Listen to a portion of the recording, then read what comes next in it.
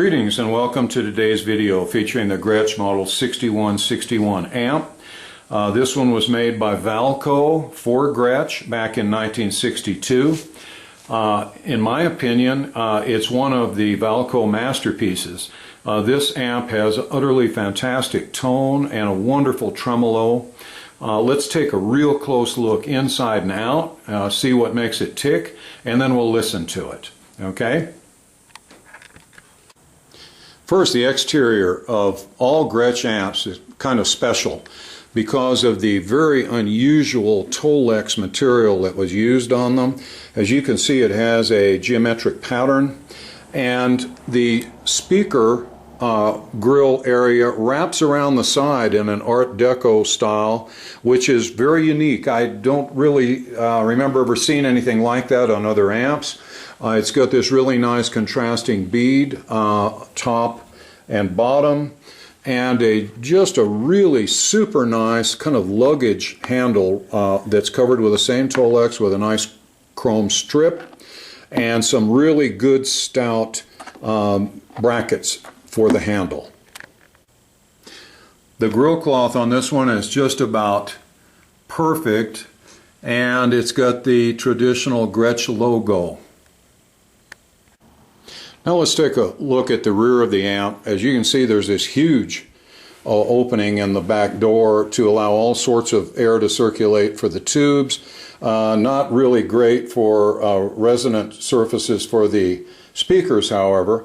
As is typical on Gretsch amps, the model number is stenciled on the floor. I think this is a great idea. I wish all amps had their model number stenciled somewhere on them, because it's a nightmare in some of the cases, like with the Supro amps, to figure out exactly what model they are. Let's take a look at the control panel. As is typical also, when they chrome the panel, the silk screening doesn't adhere well. Any of you who have ever tried to paint chrome know that, the paint, there's nothing for it to stick to. The paint doesn't stay on very well. Got the snazzy little Gretsch knobs with the logo, just like the guitars. You could take this off and put it on an old semi-hollow Gretsch guitar, and it's exactly the same ones they used, I believe.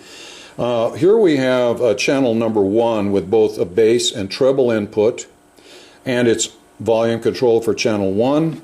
We've got the channel 2 with the bass and treble input and a separate volume control.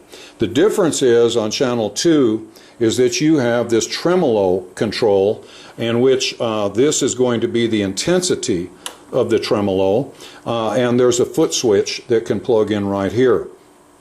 This is the tone control. I'm going to let you in on a little secret. You notice it doesn't have the G on top.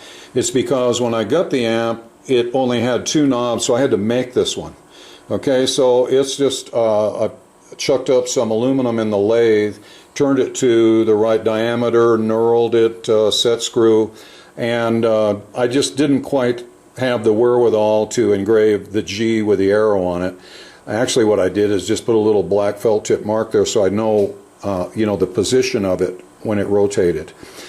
Fuse, and then I think one of the worst ideas in the history of amplifiers. We've got a 3-position toggle switch.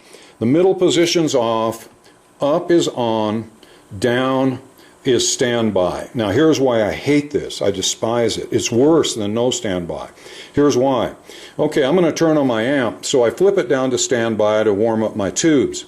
That's just wonderful. I'm being so thoughtful.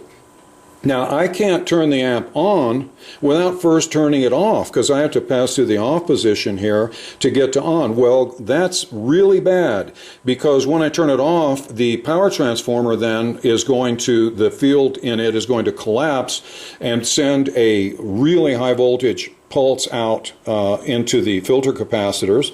Then I'm going to hit on, and the power transformer is going to snap back on. This is as bad as it gets, okay? I don't know what they were thinking of. You're crazy if you ever use standby on one of these. I just go straight to on and act like that doesn't exist. Then we've got this nice big globe here for our power on indicator. This is also rather amusing to me. Fred Gretsch Manufacturing Company, Brooklyn and Chicago. Okay, here's the deal. Gretsch made guitars in Brooklyn. Valco made the amps in Chicago. Okay, old Fred, it looks to me like he's trying to sort of lay claim to not only making the amp, but also having a plant in Chicago to do it. Not the case. Okay, I don't blame him. I guess when you're paying Valco to make the amps, you can pretty well label them any way you want. Okay, one other thing that I see on almost every amplifier is some white specks of paint. Now, all I can think of is everybody who ever owned an old amp, at some time or other, they decided to paint their ceiling with that hideous flat white paint. And I guess before they got out the rollers and the brushes and everything, they must have set all their amplifiers out in the room so that the paint could drip on them. Okay, I can't think of any other reason for like 90% of the old amplifiers you run into will have some white paint spots on them. I wish to God that the people hadn't done it. Okay, let's pull the back on this beast and see what it looks like inside. Okay, let's take a look in the chassis here at the speakers. We can see there's 6x11 Rolla elliptical speakers, a pair of them, and then we have the 5-inch Rolla tweeter. Hi-fi was really hot back in the early 60s, and apparently it spilled over to guitar amps, because here we have a crossover network. There's a 22 microfarad capacitor and a 33 ohm resistor, and the idea of that is to allow only the high frequencies to get through to the tweeter for it to tweet, and then all frequencies will be sent to the two larger speakers so that you get your bass and mid-range from them, but your high frequency from the tweeter. Sort of specialized speakers for different tone levels. Okay, now we're going to do a little Sherlock Holmes investigation here on these speakers. If you look, this one is a 285, which is Rolla 939. Okay, that means it was made in the 39th week of 1959. That's about, remember this is a 62 amp, that's about 3 years before the amp. That's sort of unusual. Now let's look at the other one. Okay, and it's 285 931, so it was made 8 weeks before the other speaker. Now, I'm not saying that that's never seen, but it's a little unusual. Now, I want you to look up here. This is the type of thing, you have to have a little experience with these, but once you've seen it, you'll spot it. Look right up here. You see there were rivets that were drilled out. This speaker had its output transformer riveted to it. Now, that's pretty standard on these oval Rollas, except in this amp, where the output transformer is originally, and this is where it always was attached to the chassis. So I believe these speakers, or at least this one here, was grafted in. That might have been bad, maybe both were because of the dating on this one, but this one here was grafted in for sure. And when they did, and I sort of salute them for this, they realized they didn't want to have two output transformers, even if only one was connected, so they removed it from this one.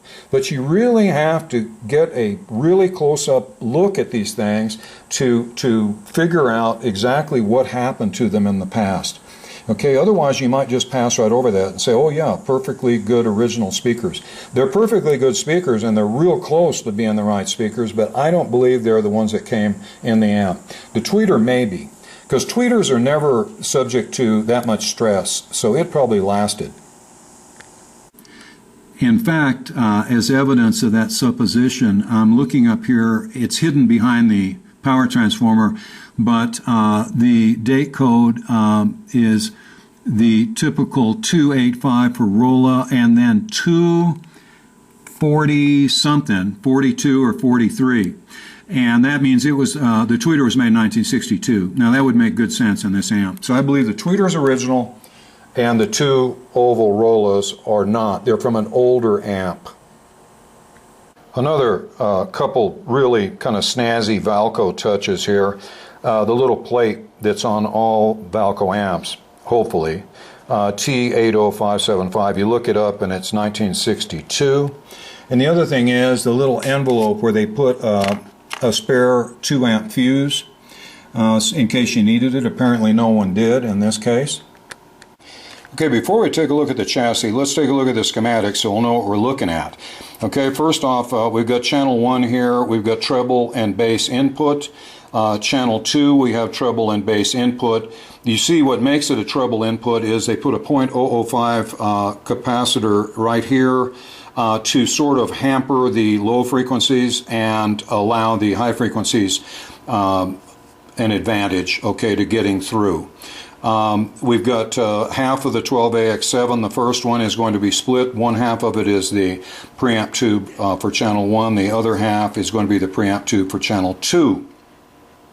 Then we will have another 12AX7 up here as a phase inverter. And we will have a third 12AX7 down here will be used for the tremolo. And we have unusual output tubes on this one. They're 6973s. Okay, I'll talk more about that in a second. And you notice that on this schematic it doesn't show the tweeter, doesn't show the crossover. It shows two 10-inch speakers, which is not correct. Okay, there's great variation in these amps, so when you get a schematic like this, just be glad it's close, because it's never going to be exactly perfect. Okay, and then the 5Y3 rectifier. The filter capacitors 10, 10, and 20, and this amp still has the original can capacitors from 1962 and has no audible hum. I haven't checked the ESR readings on these, but I will before I button this amp up. Okay, now remember from the schematic, this is going to be the first 12AX7, half of it for channel 1, half for channel 2. Second 12AX7 phase inverter. Third one is going to be the tremolo. These are the 6973s. Okay, very uncommon and very expensive tubes. I guess they were just made for a short period of time. Since I used to work on jukeboxes for years and years, I can tell you they use tons of them in Seeburg jukeboxes and some of the other 60s, like even Wurlitzers. You'd see the 6973s, and they started getting hard to get even then, and I've seen them on eBay $75 to $100 a piece.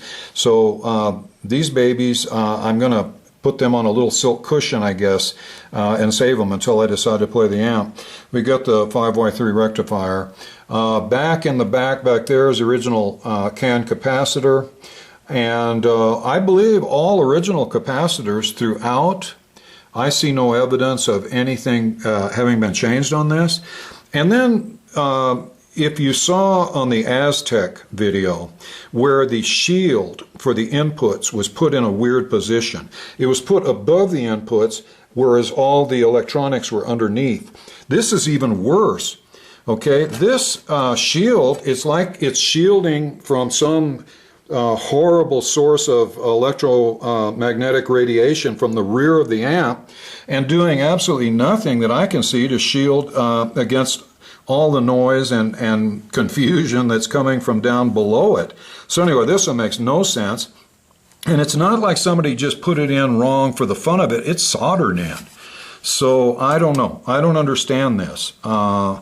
Why it's in the position it's in. It makes great sense to shield your inputs, but I don't get that. Okay, that's it for the interior of this beast. Okay, I guess it's time to button it up and see how it sounds.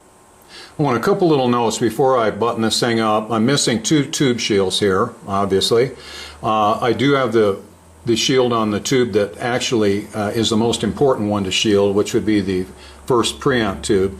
And secondly, let's look at the 6973s.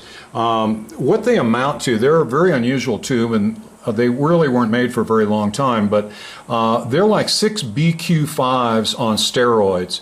If we had a pair of 6 BQ5s here in push-pull, we'd be looking at around 17 watts. You get a good pair here of 6973s with a fairly hot bias, and you're looking at around 24 watts. So there is a big difference. Okay, and I don't know if that justifies the price, but this one's got them, and I'm glad of it. It's sort of an unusual feature. It's nice to have amps that have different tubes and different features, and this one certainly does. Okay, now we're plugged into the bass input in channel 1. That's the non-tremolo channel.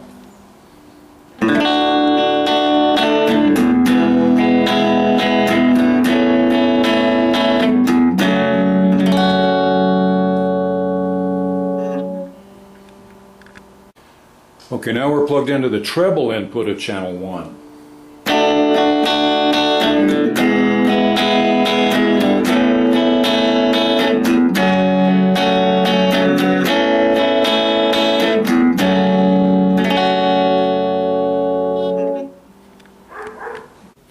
Okay, now we're plugged into the bass input of channel 2. This is, as you will see, the tremolo channel.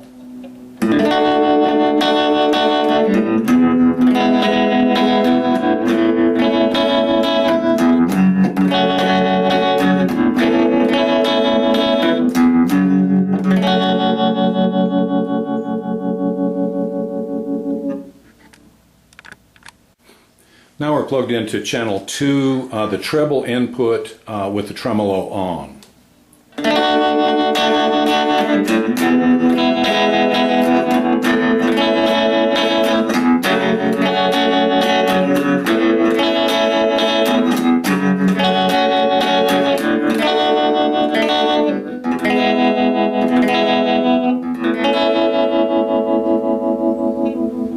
I think that's as nice a tremolo as I've ever heard. Well, that about does it for today's video featuring the Gretsch Model 6161 amplifier. I hope you found it interesting and that you might consider subscribing to my channel. Either way, I hope to see you in the near future. Thanks for your time and interest, and farewell.